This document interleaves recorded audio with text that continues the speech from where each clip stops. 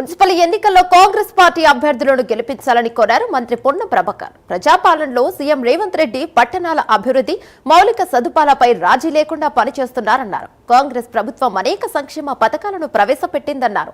రాష్ట్రంలో అన్ని పట్టణాలు మరింత అభివృద్ధి జరగాలంటే ప్రజలు కాంగ్రెస్ పార్టీకి అండగా ఉండాలన్నారు. ఫిబ్రవరి 11న జరిగే మున్సిపల్ ఎన్నికల్లో కాంగ్రెస్ పార్టీ అభ్యర్థులకు ఓట్లు వేసి గెలిపించాలని కోరారు. మున్సిపల్ ఎన్నికల తేదీలు ప్రకటించారు. ఫిబ్రవరి 11న పోలింగ్ ఉంది. తెలంగాణ వ్యాప్తంగా కాంగ్రెస్ పార్టీ పౌర సేవలకు సంబంధించి, మౌలిక సదుపాయాలకు సంబంధించి ఒక ప్రణాళిక తరఫున పట్టణాల అభివృద్ధికి ప్రణాళిక చేసుకుంది. అందులో భాగంగా పట్టణాల అభివృద్ధి జరుగుతున్న సందర్భంలో ప్రజలు కాంగ్రెస్ పార్టీని ఆశీర్వదించాలని కోరుతా ఉన్నాం. అటు రేషన్ కార్డులు, ఇటు ఇందిరమ్మ ఇండ్లు, సన్న బియ్యం, ఉచిత విద్యుత్, ఉచిత బస్సు, మహిళలకు వడ్డీ లేని రుణాలు, మహిళలకు ఇందిరమ్మ చీరలు, ఈ విధంగా అన్ని రకాల గ్రోత్ అభివృద్ధి జరుగుతున్న సందర్భంలో కాంగ్రెస్ పార్టీని ఆశీర్వదించి కాంగ్రెస్ పార్టీ అభ్యర్థులు గెలిపేమని సందర్భంగా కోరుతా ఉన్నాం.